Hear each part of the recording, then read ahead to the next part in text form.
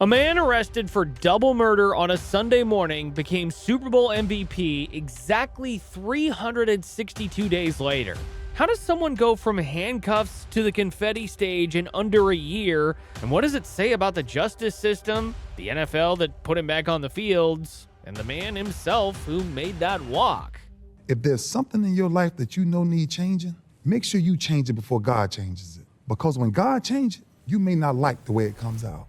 To understand what Ray Lewis stood to lose, you have to understand who he was before everything went sideways. At 24 years old, Ray Lewis was already the most feared linebacker in football. The kind of player who made offensive coordinators lose sleep during game week. 4 seasons with the Baltimore Ravens, and he'd already led the NFL in tackles twice. Teams knew exactly where he was on every snap and still couldn't stop him from wrecking their game plans. But football wasn't just what Ray Lewis did. It was his entire identity. The only thing that separated him from the life he came from. He grew up in Bartow, Florida, raised by a mother who had him when she was 15 years old. His father, Albert Ray Jackson, was barely around, in and out of prison on substance charges, more of a name on the birth certificate than an actual presence. Her son and her best friend, and also a kind of father to the other. Yeah, I'm the only father they knew. I walked my sisters down the aisle to get married, not their fathers. There was no blueprint for Ray to follow, and no safety net if things went wrong. Just a teenage mom trying to keep her oldest son from becoming another statistic in a town that swallowed kids like him. So football became the escape, the one path out that made sense. And by the time Ray hit the NFL, he'd made it work. Pro Bowl caliber player, the heartbeat of Baltimore's defense. Everything he'd fought for since childhood was finally real, finally his. Little did he know that one night during Super Bowl weekend was about to put all of it on the line. Police have charged Baltimore Ravens linebacker Ray Lewis and 2 other men in the stabbings that occurred in Buckhead. Super Bowl 34 had just ended a few hours earlier. The Rams beat the Titans in one of the greatest finishes in Super Bowl history, and Atlanta was flooded with players, celebrities, and parties running until the sun came up. Ray Lewis spent his night at the Cobalt Lounge in Buckhead, a high-end spot where Michael Jordan and Wayne Gretzky had shown up during Super Bowl week. The club closed around 4 in the morning, and about 400 people spilled onto East Pace's Ferry Road all at once. Ray was rolling with about 10 people in a rented Lincoln Navigator limo that cost him $3,000 per day. He stepped out in a white suit with a mock neck sweater, a $45,000 necklace hanging around his neck, a mink coat draped over his shoulders, and a Stetson hat tilted just right. The whole ensemble cost him $250,000, and everyone on that street knew exactly who he was. 2 guys in Ray's group were about to matter more than anyone else. Reginald Oakley, 31, from Baltimore, and Joseph Sweeting, 34, from Miami. The limo was parked across the street, and Ray's group started walking toward it. That's when their path crossed with another crew. Jacinth Baker and Richard Lawler, both from Akron, Ohio, both chasing opportunities and a shot at something bigger than what they had back home. Baker was 21, an aspiring artist, and the oldest of 8 kids trying to make it work. Lawler was 24, a barber working in a friend's shop, and his fiancée was pregnant back in Akron, waiting for him to come home. An argument broke out between the 2 groups. Voices got louder, and the space between them started shrinking. A champagne bottle shattered over Oakley's head, and the fight erupted. What happened next took about 60 seconds. When the crowd scattered, 2 men were on the asphalt. Baker had been stabbed 4 times, 1 wound to the chest proving fatal. He died at the scene. Lawler took 5 stab wounds, 2 of them fatal wounds to the chest. He died shortly after. Gunshots rang out at the limo as Ray's group scrambled inside, and the driver took off. Inside that vehicle, witnesses would later testify that Lewis instructed the group to stay silent. Now, here's what the investigation turned up. A few blocks away, the limo driver watched one of the passengers dump a white hotel laundry bag into a dumpster outside a fast food restaurant. Police found Baker's blood inside that limo. Ray's girlfriend, Jessica Robertson, admitted under immunity that she burned photographs from the Cobalt Lounge in a hotel room sink. The white suit Ray wore? It was never recovered. The police checked the crime scene, his hotel room, and every dry cleaner in the city. Prosecutors believed it was soaked in blood and dumped in a dumpster. The defense claimed it went to a dry cleaner and vanished. But the suit was gone, and so were the answers. That same afternoon, Ray Lewis was arrested. He cried when the officers read him his rights. 11 days later, a grand jury handed down the indictment. 2 counts of murder, felony murder, and aggravated assault with a deadly weapon. If convicted, Ray was looking at life in prison, and everything he'd built since childhood would be over. Ray spent 15 days in jail before posting bond. $1 million total, $200,000 in cash.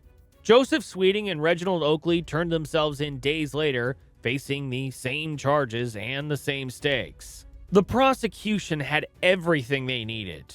Witnesses, blood evidence, and Ray Lewis lying on tape. And then, over the next 4 months, the whole case fell apart. The trial started in mid-May, and the prosecution's case began crumbling on the witness stand. Witnesses who had been rock solid in their police statements couldn't remember basic details when the defense attorneys started asking questions. He was pointing at the body in anger.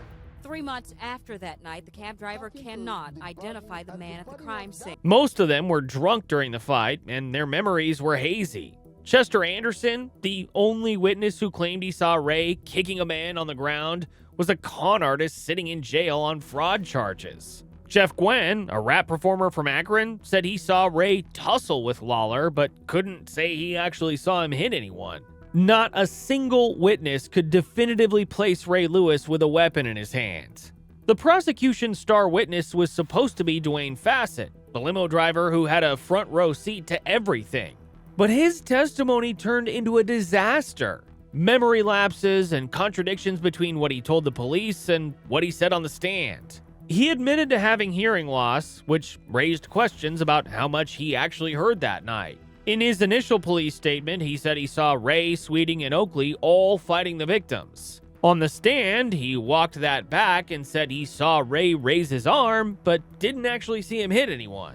In fact, he testified that he heard Ray telling his friends to stop fighting and get in the vehicle. Then Fassett admitted he liked Ray Lewis, which affected how his testimony was received in the courtroom.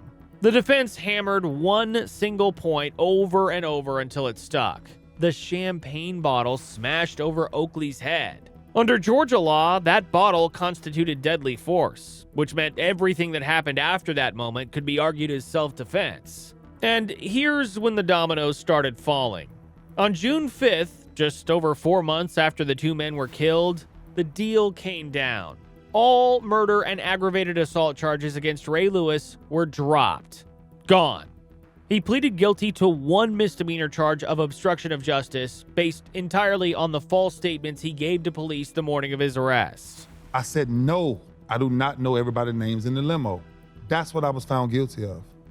That's the obstruction of justice? That's the obstruction of justice. He'd lied about being at the scene, refused to name everyone who was in his limo, wouldn't sign a statement telling officers he had to leave for the Pro Bowl in Hawaii. The sentence? 12 months of probation. That was it. The NFL hit him with a $250,000 fine, the highest ever levied against a player for something that wasn't substance abuse, but that was the extent of the punishment. In exchange for the plea deal, Ray agreed to testify against Reginald Oakley and Joseph Sweeting as a witness for the state.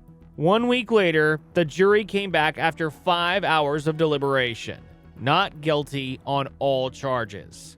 Both men walked out of that courtroom free. To this day, no one has ever been convicted for the murders of Jacinth Baker and Richard Lawler. Ray Lewis walked out of that courtroom a free man. But what he did on the field that season became something no one saw coming. Maddox over the middle, tipped and intercepted by Ray Lewis. In trouble, and he is sacked. at the 35 by Ray Lewis. The NFL reinstated him without hesitation, and the Ravens' defense that year became historic. They allowed 165 points over the entire 16-game schedule, a record that still stands, held 11 of their 16 regular season opponents to 10 points or fewer, and recorded 4 shutouts. They gave up less than 1,000 rushing yards for the entire year, another record that defied belief. Teams averaged just 60 yards per game on the ground against them, and the league average was over 120. This wasn't just dominance. It was suffocation. Opposing offenses couldn't run the ball, couldn't establish rhythm in the passing game. Ray led the team with 137 tackles and was named NFL Defensive Player of the Year. Unanimous All-Pro selection. But here's the thing. The stats didn't capture what was really happening on that field every Sunday. This was a man playing like he had something to prove that no amount of tackles or forced fumbles could ever settle. Baltimore finished the regular season 12-4 and entered the playoffs as a wild card team. In the divisional round against Tennessee, Ray picked off Steve McNair and took it 50 yards to the house for a touchdown. In the AFC Championship game at Oakland, he recovered a fumble and helped hold the league's #1 rushing offense to 24 yards on the ground for the entire game. The Ravens played 4 playoff games and allowed just 23 total points, less than 6 points per game. They surrendered only 1 offensive touchdown during the entire postseason run. Then came Super Bowl 35. Baltimore Ravens versus the New York Giants. The Giants crossed midfield exactly twice the entire game. Kerry Collins, New York's quarterback, threw 4 interceptions and posted one of the worst passer ratings in Super Bowl history. The Giants' offense managed just 152 total yards, the 3rd lowest total ever recorded in a Super Bowl. Baltimore's defense didn't allow a single offensive touchdown.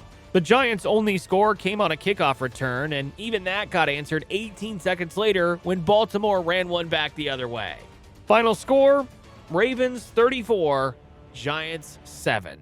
Ray Lewis was named Super Bowl MVP, becoming only the 2nd linebacker in history to win the award and the first to do it on a winning team. The date was January 28, 2001, exactly 362 days after his arrest for double murder.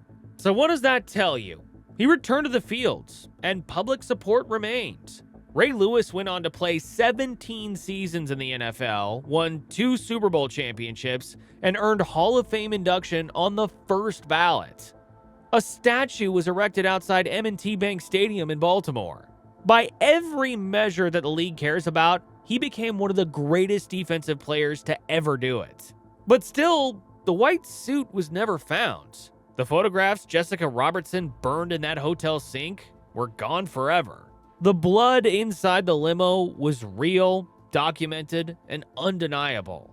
And 2 men who moved to Atlanta looking for something better than what they had in Akron never made it home to see it. January 28th, 2001, exactly 362 days after his arrest, and the Ravens destroyed the Giants 34-7 in Super Bowl 35. Ray Lewis won MVP.